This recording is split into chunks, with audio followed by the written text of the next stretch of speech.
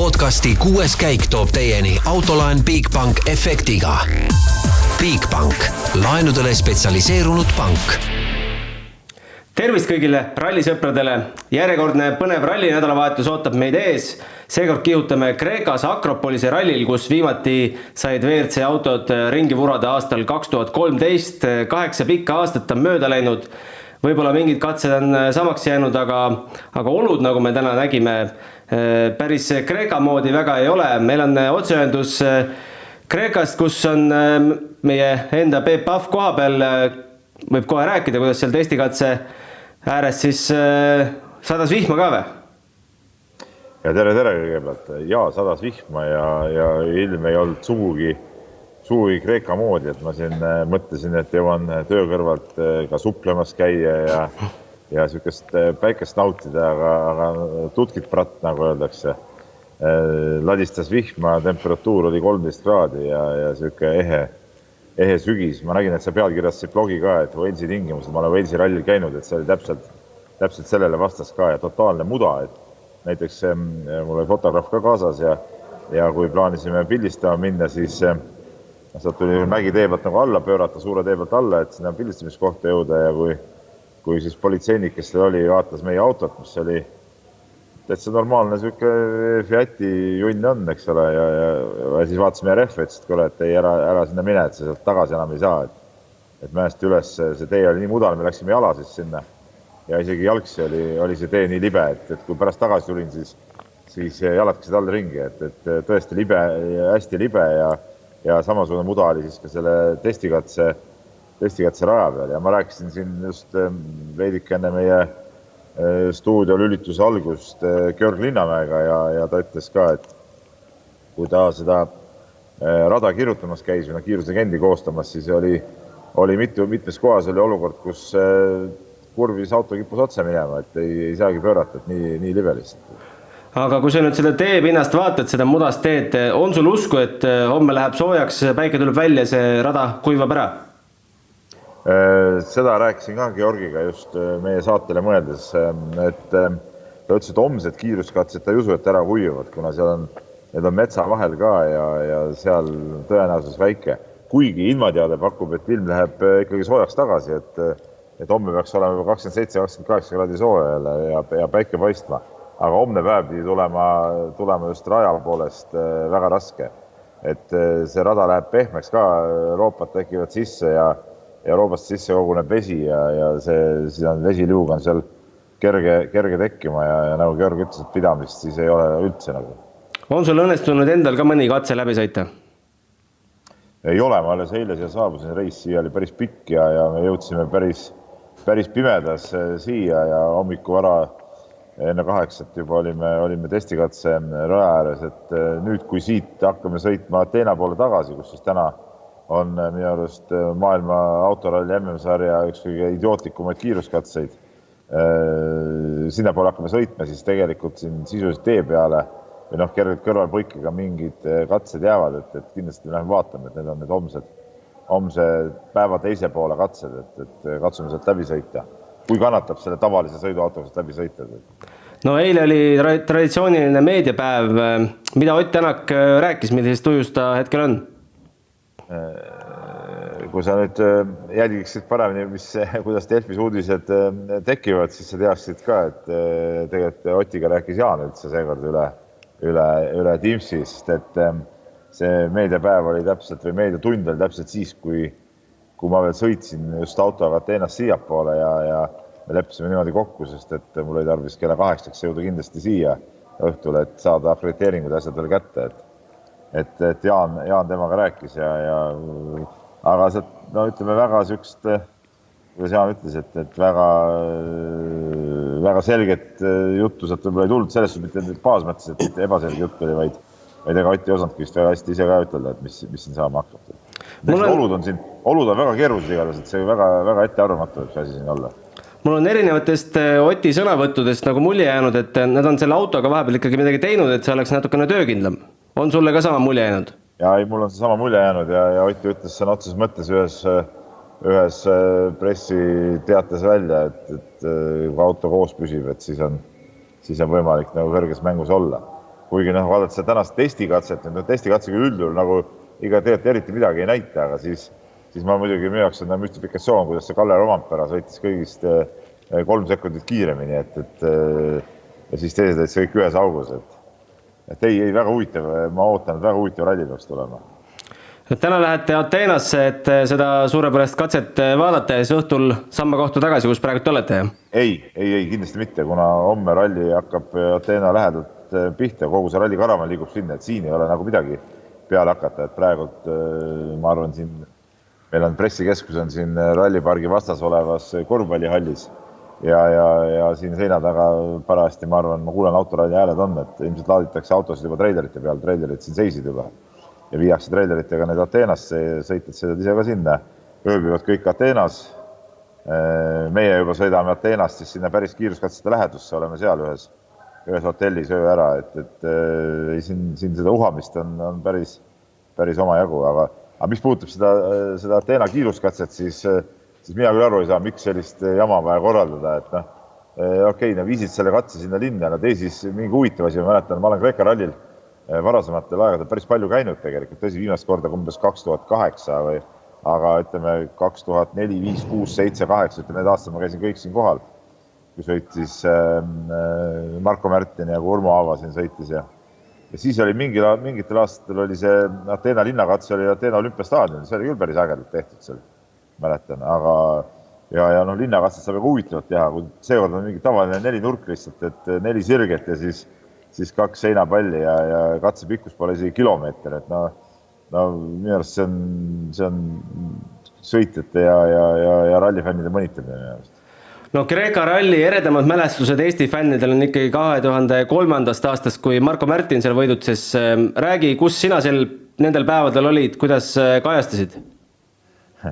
Mina olin nendel päevadel Õhtulehe toimetuses.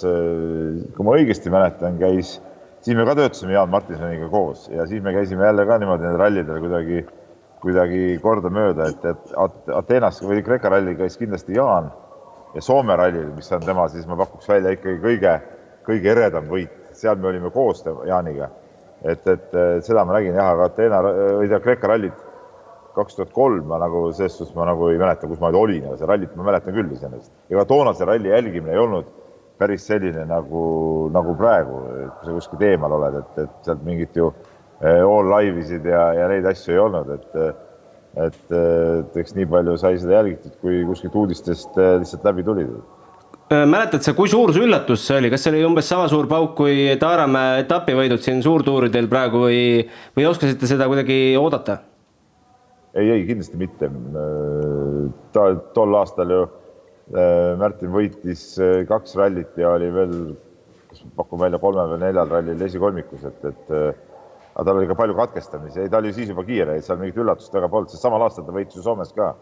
Et ta oli siis ikkagi väga kiire juba. See niuke, pigem oli see, et seda võitu oli juba tegelikult nagu ikkagi oodatud, aga lõpuks oli jõudis kätte. Tee lõpetuseks siis ennustus 1-3 ja põhjenda ka paari sõnaga. No ma ei tea, kui see Rompera päris rallil ka nii kiire on, kui ta täna testikatsel oli, siis ma teeks üks julge ennustuse, paneks Rompera esimeseks. Et äkki ta ongi nii kõva mees nagu, et ma ei tea, kui mul tundub, et siin on mingi ajavõtu viga, aga võib-olla ei ole ka. Siis ma pakun välja, et Sordo teine ja Neuvill 3. Miks Sordo? Seal tekib veel selline olukord, et just sellepärast Sordo teine, et esiteks Sordo, talle võiks see sobida, eks ole. Ma küll ei tea, kuidas nüüd homsete teeolude poolest tema see tagant tulev stardipositsioon kaasa mängib, et see märja ilmaga ei pruugi sellist efekti anda. Aga Sordo, oletame, et ta on kiire, eks ole. Ja miks Neuvill 3, et Sordo ei saa teda mööda lasta, kuna seal ütleme Neuvill, Ožee, see vahe näiteks on nii väike, et ei õnnestu seal mingid mänge mängida. No eks me vaatame, kui prohvetlikuks osutud. Aitäh sulle praegu ja hakka siis kimama. Hakka kimama, teeme nii. Tavai. Meie siin stuudios jätkame. Roland Poom, tere sulle. Ja, tere jälle. Tore on tagasi olla. Üle pika aja. Tundub kuidagi pikem see paus, kuigi väga hullu ei olnud. Jaa, ma tegelikult isegi pidin täna kalendri lahti võtmist, kui ma Shakedowni vaatasin, siis mõtlesin, et pole nagu mega ammu toimunud midagi, et Belgia tundub kuidagi väga ammune minevik juba olevat. Igatahes meid ootab siis hooaja 9. ralli 15 katset ja 292,19 kilomeetrit. Tundub kuidagi vähe arvestades, et 2013 sõitsime 306 kilomeetrit, aga 2012 suisa 409 Kreekas. Jah, see 409 on pigem midagi sellist tänastes oludes ebareaalset juba, et ma isegi ei tea, kuidas see FIA tänane maksimumkilometraaž on määratud, aga kindlasti see jääb alla 400, et see on äkki seal 350-360 sinna kantis ongi, et kui pikk äkki ralli olla võib, ma võin praegu eksida numbritega, aga midagi sinna auku. Et see 400 on jah päris huvitav, mida rallifännil oleks kindlasti põnev jälgida, samas sõitjale üpris käsitav, et see 300 pluss on juba päris väsitav. No nii palju on kuulda olnud rekkedest ja rajaga tuttumistest ja videote vaatamisest, et teed on natukene paremad, kui nad võib-olla olid siin 8 aastat tagasi, aga nüüd paneme selle muda faktori juurde. Mis arvab, millist rallit me nägema hakkame? No nagu juba Peebu intervjuust sai kuulda, et see homne päev saab olema selline hetkel selline küsimärgiga, et kui palju kuivab, kui palju ei kuiva. Et ilmselgelt täna on meil siin Eestis või Tallinnas vähemalt ilm parem kui seal Kreekas koha peal ja mis olud seal homme on, päike pidavat olema, et kui palju ära kuivab, ei oska öelda. Aga need teed on selgelt muutunud nende aastatega, et sellist tüüpilist rasket akropolist, et seda seal ei ole, et see on selline oluliselt mugavam sõita sõitjale. Millised need olud mudas saavad olema, et me ei tea, et Shakedown oli küll selline suht keeruline libe, samas ma arvan, et mitte midagi hullu, et võili siis oleme näinud ka hullemaid olusid. No Shakedownil jäid rehvid terveks. Pirelli on siin lubanud meestel kaasa võtta 32 rehvi ja valik tuleb siis teha 32 kõva ja 8 pehme segu vahel. Kõva rehv peaks olema see number 1 valik. Jaa, kindlasti, et küll jah, see pehme segu kasutamine võib olla homse päeva küsimus, et kui on väga meeled katsed, et tegelikult ka kus see Rovanpere aeg tuli, ma ei tea, mis rehvid seal olid, aga see Rovanpere aeg näitab seda, et tal pidid olema pehmed rehvid all, sest see on lihtsalt liiga palju parem teistest. Mitte ainult esimene läbimine, vaid tal oli ka teine ja 3. päris korralikult, meiega oleks ka päris kõrge koha saanud. Et pea 2 sekundit ja ikkagi... 3. ta oleks võitnud. Jah, nii et... ma olen suht kindel, et tal oli pehmal ja see näitab ka vahet, et kui homme ikkagi seal metsa vahel teed püsivad märjad, siis tõenäoliselt oleks koht, kus kasutada neid, on homne päev, samas me ei tea neid strateegiaid, refi strateegiat tehakse, iga meeskond teeb eraldi ja mis seal lõpuks välja mõeldakse, saab näha olema. Aga jah, kõva ref juba puhtalt selle pärast, et soe ilm, kruus ja sellised, kui on juba 15 pluss katsed, siis see pehme lihtsalt läheb liiga soojaks ja saab otsa. Aga selles vaatevinklis ma julgeks selle Peebu ennustuse Kalle võidu suhtes küll natukene kahtusele seada, et tal on tegelikult 0 kogemus Kreeka rallilt. Seda küll. Samas teisalt ta on, nagu ma arvan, kõik oma selle hooaja eesmärgid ära juba täitnud. Et ega tal võit on käes, poodium on käes, meistritiitli peale ta ei sõida, et samas pole ka nagu midagi kaodata võib-olla, et ma ei tea jälle, saab näha olema, kuigi jah, seal on oluliselt suurtemate kogemustega sõitjaid, kes on käinud, sõitnud mitmeid kordi. Küll jah, pikk vahe on sees, katsed on muutunud, aga sellegi poolest, selles mõttes saab põnev olema, et ma räägin, et Kallel on nagu kõik eesmärgiks tegelikult selleks aastaks täidetud ja kas on vabad käed antud või ei ole, et seda näeme. No mehed, kellel siis kogemust on sellel rallil, on Sébastien Ogier, loomulikult Thierry Neuville, kes viimati sai seal 3. koha.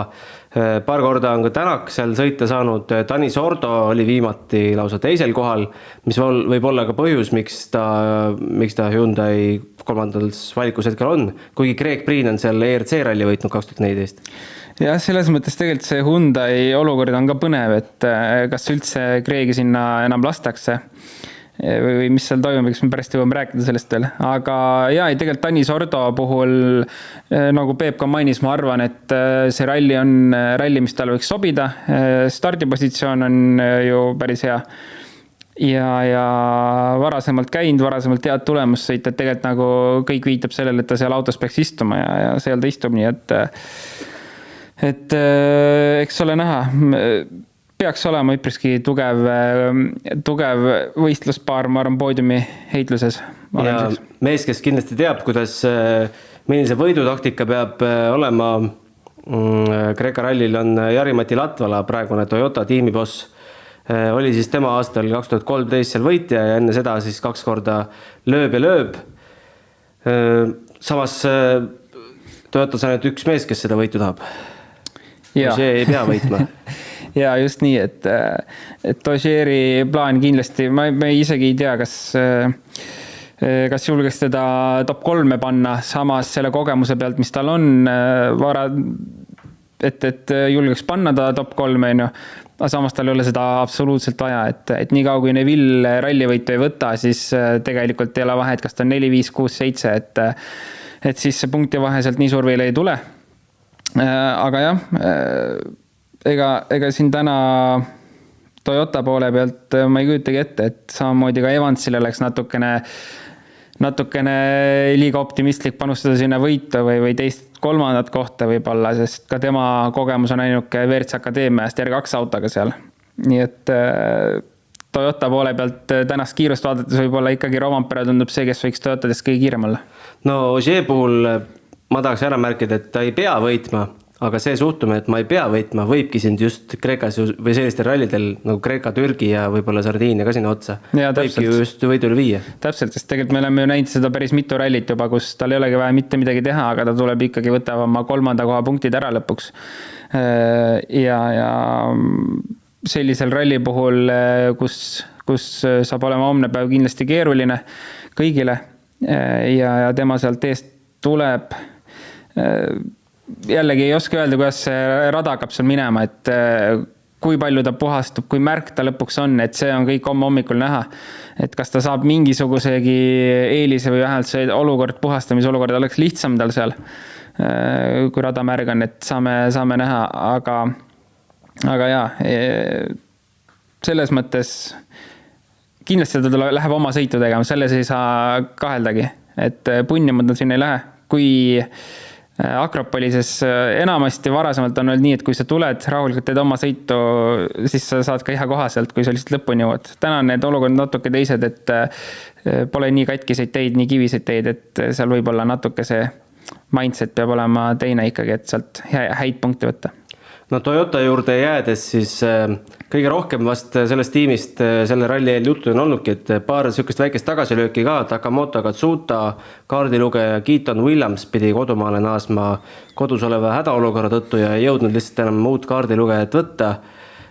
Ja teine uudis, et Elvin Evansi test jäi ju poolikuks tehniliste rikete tõttu.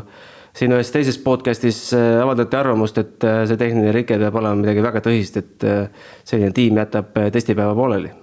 Ja seda üritasin ka ise välja mõelda, et mis olla saab, et ju see pidi olema mingi asi, mida edasi sõites võib nagu totaalselt midagi ära rikkuda, et tõenäoliselt see saab olla mootor, mis puhul ma ei tea, tõenäoliselt tuleb asi pooleli jätta, et mitte seda siis täitsa ära lõhkuda.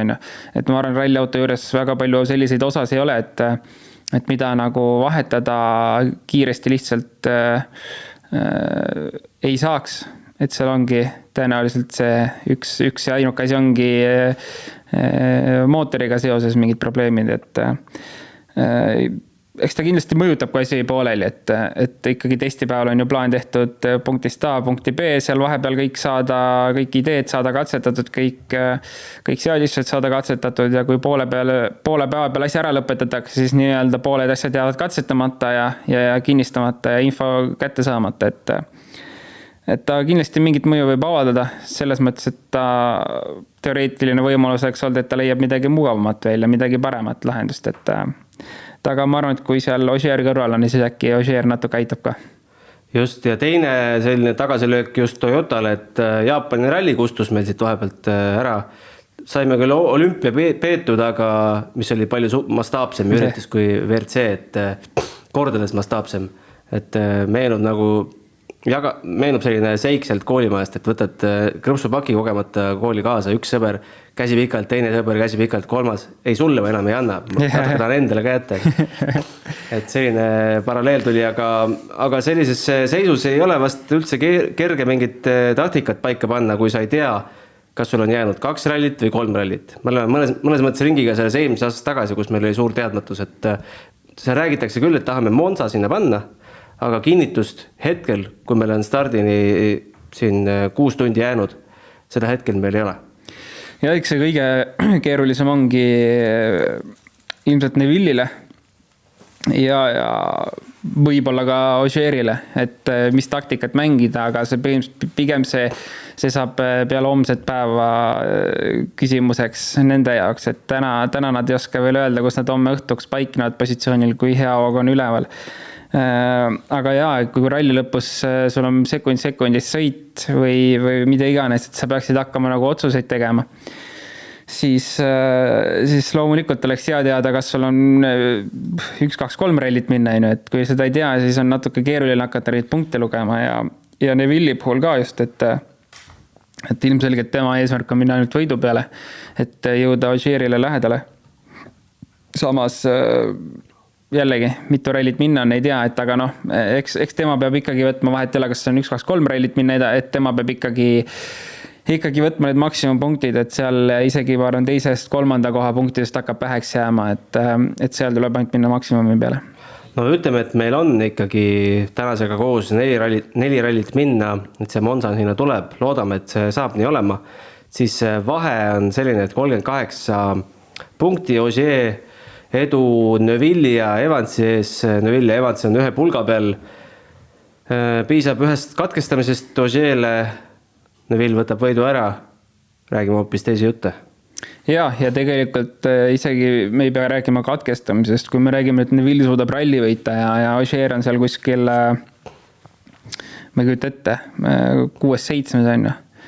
Et siis see punktivahe juba käriseb päris väikseks ja kui peaks ka järgmisel rallil sama stsenaarium olema, siis me olemegi juba põhimõtteliselt nullis. Et seal ütleme, tegelikult on asjad lahtiaised, aga see tähendab ka Ogieri ebaõnne peab tähendama, et Ogier niisama ei sõida umbes 7. koha peale ikkagi, et seal midagi peab juhtuma, et puhta sõiduga, eks ta ikkagi seal vähemalt top 5 kindlasti püsib sees. No selles vast enam kahtlust ei ole, et Hyundai'l on kõik kaardid pandud Neville'i peale. Et kui peaks pühapäeval olema selline seis, et Sordo või Tänak on eespool, siis vast keegi kuskil teie äärde tõmbab ja paar trahvisekundit võtab, eks? Jaa, aga samas see on täitsa okei, et tegelikult et seal ei pea nagu halvasti tundma ennast, kui ette eest ära võetakse, et vahet ei ole isegi, kui see toimub Ott 1, Neville 2, et see muudatus tehakse, siis vahet ei ole, see on sport ja selliseid asju tehakse, kui ühel on tiitel veel teoreetiliselt mängus, teisel kaugel sellest. Et nii see asi lihtsalt käib, ja ega lõppkokkuvõttes vahet ei ole, mis karikas sealt kätte saad või mis punktid Oti puhul, et kui ta on juba kiirusega ees, siis vähemalt kõik teavad, ja eelkõige ta ise, et ta on võimeline seal kiiresti sõitma teistest kiiremini, et kui see vahetus tehakse, siis ma arvan, et see on ainuõige otsus täna Hyundai'l. No kuni pühapäevani tuleb ikkagi panna nii, kuidas torust tuleb, sest tiimipunktid on ju ikkagi Hyundai jaoks esmatähtsad. Just kindlasti, et see jutt on praegu selline lihtsalt oletus, et tegelikult jõuame pühapäevani ja kas tegelikult me peame lootma, et Hyundai vedrustus püsib ühes tükis ja rehvid püsivad terved, et jõuame pühapäevani, siis saame pühapäeval kindlasti tagasi vaadata, mis ja kuidas tehti. No me oleme näinud ka hooaja jooksul seda, et kui Otiga või ükskõik kellega midagi varajases staadiumis juhtub, siis see tiimi teine mees võtab natukene hoogu maha, et kindlalt punktid ära tuua. Ja eks ta kuidagi niimoodi kipub olema, et Hyundai eriti on näidanud seda tiimi strateegiat ja üritanud vähemalt kindlaid punkte tuua ja kogu aeg on nagu tiimi ja meeskonna jutt, et Toyota puhul on see kuidagi alati selline vaba olnud, vähemalt tundub. Et Hyundai väga ja iga Adamo sõnavõtt on see, et meeskond ja meeskonna punktid tähtsad, et jah, Toyota puhul seda pole näinud, aga tõsi see on, et kui üks on ära kukkunud, siis teine on vähemalt üritanud kindla peale tulla ja punktid tuua meeskonnale. Aga see tähendab, et järelikult loodame, et kõik püsivad teel kuni pühapäevani, et keegi hoogu maha ei peaks võtma hakkama. On sinul seda usku, et Hyundai on saanud 2 ralli vahepeal auto töökindlamaks? No kui nad seda teinud ei ole, siis see on üpriski rumal otsus. Eelkõige juba sõitjatel otsaadates, et sa saadad sõitjad sellise poolkõva autoga rallile, et see tundub kuidagi vale. Et kindlasti seal on arendustööd tehtud, ma isegi ei kahtle selles, et see, mis siin hooaja keskel toimus Hyundai tagavedrustusega, et see oli nagu asi, mida lihtsalt lubada ei saa, et sellega kindlasti on tööd tehtud, see auto on kindlasti tugevam ja mis siin veel, loodame, et Pirelli on ka tööd teinud.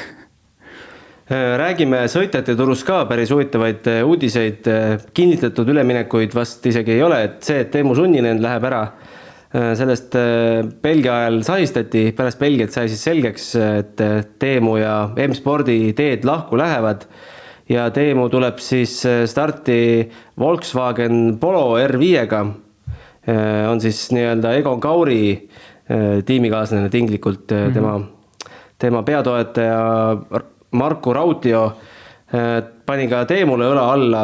Kas Teemu tulevik siis ongi WRC2, WRC3 sari või? Ei pruugi üldse olla, et tegelikult ju Teemu on väga noor veel. Kui palju tal vanust on, me isegi peast ei oska öelda, aga ma arvan, et 26, 27 ka rohkem kindlasti ei ole, et tegelikult on ta ju väga noor ja tal on 27, et tal on kogemust väga palju 27-aastase rallisõitja kohta. Et rumal oleks, ma arvan, ka meeskondadel seda kogemust ja lihtsalt ära visata, et keegi on selle kogemuse kinni maksnud ju tegelikult. Et kui meil nüüd kas tänastest tootjatest, ütleme Toyota või äkki mõne aasta jooksul tuleb juurde tootjaid, et kes sõitjate turul vaatab, siis ma arvan, Teemu on väga selles mõttes aktuaalne teema peaks olema, sest sa võtad ikkagi lihtsalt kellegi pigem noorsõitja kogemusega sisse, et ilmselgelt see aeg seal M-spordis oligi keeruline viimased 2 aastat, kus ta ei saanud ühtegi testi teha põhimõtteliselt ja see ei olnud tema süü. See ei olnud tema süü täpselt, et sealt nagu nüüd selle põhjal teda maha kanda, see on täiesti lollus. Et ma arvan, et see otsus on väga mõistlik täna sõita R5-ga. Kindlasti ta on R5-ga, ma arvan, üks kiiremaid sõiteid. Kui ta natukene mingisugused asjad peas ära muudab, nagu ta seal, mis rumalusi Belgias sai tehtud. Et ma arvan, siin OE2 panna R5-ga ei ole mingi probleem ja oodata oma õiget hetke, et taas teha see meeskonda kuhugi minna. Ja Esa-Pekka Lappi saab Toyota WRC-ga kihutada Soomes. No täpselt, võttis ka R5 istumise alla omale mõneks ajaks ja kutsutakse tagasi, et aga tõenäoliselt see annab mingi vihje ka, et järgmine aasta ta võiks seal äkki midagi teha. Et nii-öelda pooliku hooaja või? No näiteks, et Ogier ju lahkub, et kedagi peab sinna asemele panema. Et mine tea, et me oleme seda ju tegelikult hooaja peale rääkinud, et Lappi on selline üpriski aktiivne teema seal olnud ja ma arvan, et see on väga, väga õige valik oleks, sest samamoodi tema ju viimane hooaeg oli M-spordiga, kus polnud teste, kus oli selline arendamata auto, tulemusi ei saa tulla, aga me oleme tegelikult näinud Lapilt ju väga häid tulemusi, et ma arvan ka, et see Soome ralli saab tulema väga hea tulemustelt, et kindlasti on tal mingi suur eesmärk seal ja auto on kindlasti hea ja ta teab seda autot tegelikult hästi. No kõige suurem teema on ikkagi, et kes siis saab M-spordi esisõitjaks, me oleme Greg Brini nime siin podcastis ka juba maininud, aga see ei ole veel hetkel ikkagi kinnitatud, kuigi siin Adamo, kes küsitakse, mis Priinist saab, siis Adamo juba ütleb, et küsige Malcolm Wilsoni käest. Aga Malcolm Wilson ei ole ka nagu päris ära kinnitanud ja Priin hoiab ka saladuses, et ma ise arvan, et seal on 2 võimalust, et kas need ikkagi need isiklikud läbirääkimised veel lepingu osas käivad või siis tahab Wilson teha jälle sellise grandioosse teatamise oma tehases, nagu ta Ožeega kunagi tegi, et aga mul tundub, et see esimene variant on kuidagi tõenäolisem, et nad ei ole veel päris kokkuleppele jõudnud. Jaa, selles mõttes nii võib olla küll, sest ka ma arvan Malcolmi poolt on kogu järgmine aasta selles mõttes lahti, et just äsja tuli uudis, et tundub, et asjad lähevad paremaks, Rally 1 autode vastu on klientidelt huvi. Kui müüakse Rally 1 autosid, siis toimub ka rallisõitu kindlasti rohkem, et ilma WRC auto müükideta seda raha on oluliselt vähem, millega ju WRC sarjas püsida. Et see on selline põhimõtteliselt nii-öelda pereäri ju seal, et kui müüki toimub, siis saab ka reklaami teha ja kui seda ei toimu, siis ei saa. Et eks nad saavad, ma olen üpriski kindel, et see, mis kuulujutud on, et see on tõsi, niisama õhust need ei teki.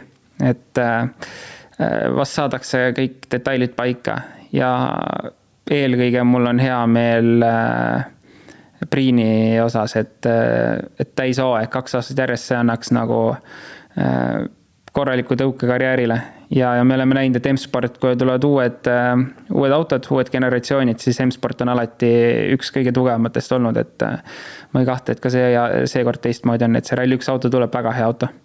Ma ise hakkasin mõtlema, et kui need läbirääkimised tõesti käivad, me ei tea, me spekuleerime, et kumma käes see jämedam ots võiks olla, kas Wilsoni või Priini käes, et kes saab rohkem oma tingimusi peale suruda. Mulle endale tundub, et Wilsoni käes, sest Priini selja taga ikka selline plejaad sõitja, et vaatame sinna WRC2 sarja, et kogemustega sõitja, kes oleks valmis kas või tasuta sõitma.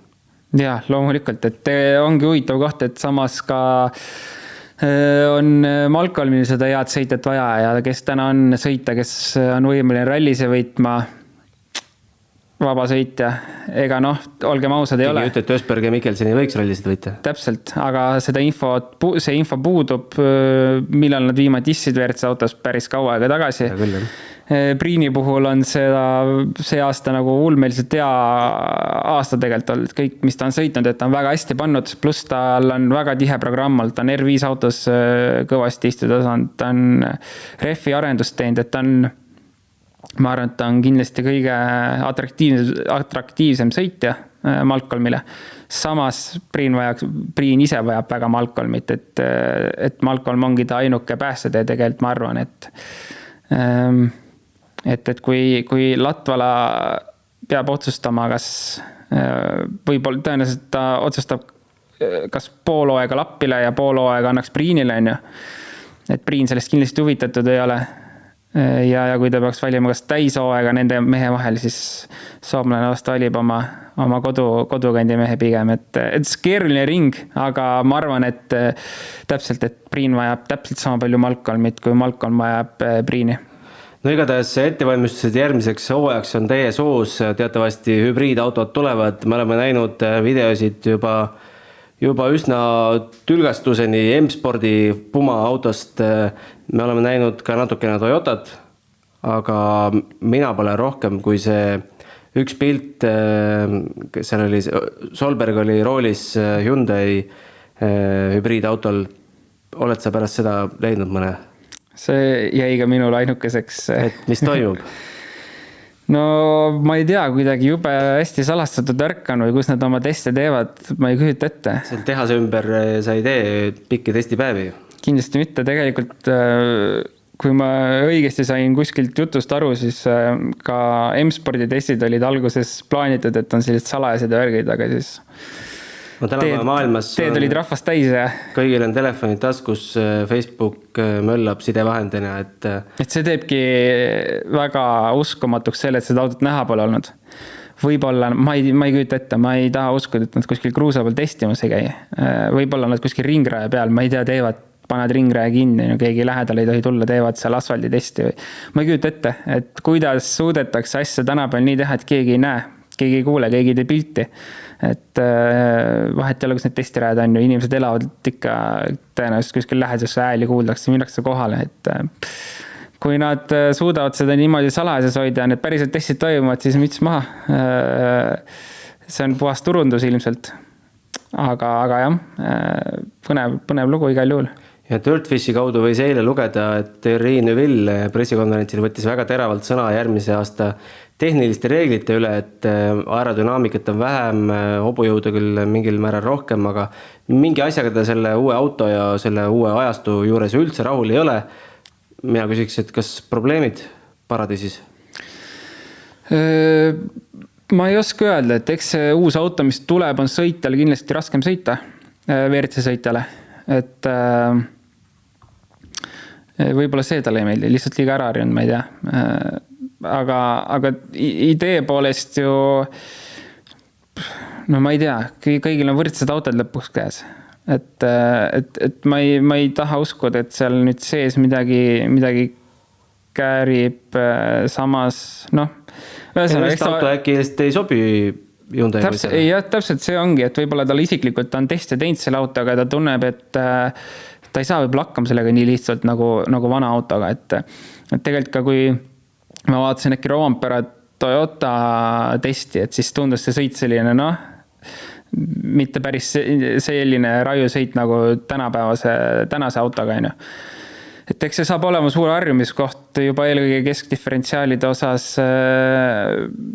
Käigukast on 5-käiguline, tänane auto on 6-käiguline, aerovahe, mis iganes, kõik jutud, et sõitjatel saab see harjumine kindlasti keeruline olema ja tegelikult olgem ausad, ongi sõitjaid, kes ei saanudki selle uue autoga hakkama tegelikult. Nii et vaatame, mis see uus generatsioon meile toob ja täpselt samamoodi võib-olla Neville ei saa uue autoga hakkama ja tema aega nagu hakkab lõppema, et kõike saame näha järgmine hooaeg juba. Ma arvan, et nii pikki silmi nagu järgmise aasta Monte Carlo rallit oodatakse, pole ühtegi rallit veel MM-sarjas oodatud. Jah, 2017 Montet ootasin ma samamoodi, et uued autod ja siis kui see Ogieri start antis vastu opa, päris lahe, et uus auto läheb esimest katset sõitma, et seda jah, järgmise aasta Montet kindlasti saab samamoodi oodatud. Aga vaatame veel ajakavale ka otsa, mis meil Kreeka rallil ees ootab. No täna siis kurikuulus 980 meetrine Mikihiir seal Ateenas. No ma tegelikult saan aru korraldajast, et võimalikult riigi peale laiali, et ka Ateena saaks mingit majanduslikku kasu sellest üritusest, eks? Ja no jaa, ikka selles mõttes, et seal ka linn ise on toetaja või omavalitsus või kuidas seal neid asju nimetatakse, et siis tuleb ka vastu midagi pakkuda ja siis üks katse näiteks sinna viia on ka ainuke selles mõttes lahendus või mingi tire fitting zone sinna viia teha mingi üritust, aga sellist üritust tänapäeval mulle tundub, et korraldab ainult Rally Estonia ja vähemalt igasse poole, kes on toetajad omavalitsused, et sinna midagi teha natukene. Nii et ega jah, muudel rallidel ainuke asi, mida tehakse, ongi viiakse see üks katse kuhugi siis kohta ja ju siis see Ateena linn panustab sinna üritusse. Aga ikkagi mulle tundub, et 90 kilomeetrit ilma servisita saab olema päris ränk katsumus. No kindlasti nendes oludes veel eriti. Rääkides homsest päevast, mis hakkab kell 10-18. Just, et eriti nendes oludes, kus tegelikult ei tea veel täpselt, mis olud tulevad, kui libe on, kui palju seal juhtuma hakkab. Ja siis pane terve päev ilma serviseta kindlasti saab keeruline olema, et kui ma näiteks toon võrdluseks, kui ma Korsika rallit sõitsin, et terve laupäev oli ilma serviseta 150 kilomeetrit, et see on oluliselt lihtsam, kui seda teha kuskil sellises kohas, et asfaldi peal, kuiva asfaldi peal ei ole nagu seda keeruline teha, et aga jah, see päev saab olema huvitav kindlasti ja loodame, et kõigil püsivad rattad all eelkõige, et tahaks näha sellist ägedat sõitu, kus autod püsivad vähemalt teel. Homme siis 17.40 viimane katse, 19.50 hakatakse servisisse tulema umbes 8 paiku. Salvestame meie oma saate. Laupäeval on meil 132 kilomeetrit, kõige pikem päev. Algab see 8.32 ja pühapäev. No sellist pühapäeva tegelikult pole ammu nähtud. Kiiruskatset küll ainult 3 tükki, aga katsekilomeetreid 69 on 25. Pikad katsed. Et siin ei saa ikkagi päris jalga sirgu lasta viimasel päeval või siiski? Ei, seda küll, aga samas see asi võib minna jube igavaks. Kui laupäeva õhtuks on meil tegelikult nagu 4 autot alles. Või üldiselt pilt selge, et meil on nagu nii suured vahed. Ja mida sa teed siis, kui pikk see power stage on siis? Power Stage ise on 12 kilomeetrit, aga selle esimene läbimine on 23, et seal ilmselt on lühemaks tehtud midagi. Et sellest päevast siis jämedalt 60 kilomeetrit võib tulla lihtsalt tiksumist ja läbi lonkimist, et hoida rehve Power Stage'iks ja see saab olema kõige jubedam asi, mis juhtuda võib. Et siis see pühapäev on küll täiesti raisus, et fänni jaoks vähemalt, et loodame, et vähemalt see sõidupinge ja mingisugused võitlused püsivad pühapäeval. Vähemalt üks paar oleks selline. Midagi võiks olla vaadata ikka jah, et muidu see pühapäev läheb jälle kole igavaks ära. Jah, aga meie hetkel ütleme siit nägemist homse õhtuni. Jälgige täna õhtust saadik siis Delfi ralliblogi, meil on oma fotograaf kohal, Peep Pahv ka koha pealt muljeid vahendamas ja homme õhtul võtame jälle Peebuga ühendust ja siis vaatame, mis sellest rallist saab. Aitäh! Nägemist! Podcasti 6. käik tõi teieni Autoline Bigbank efektiga. Bigbank, laenudele spetsialiseerunud pank.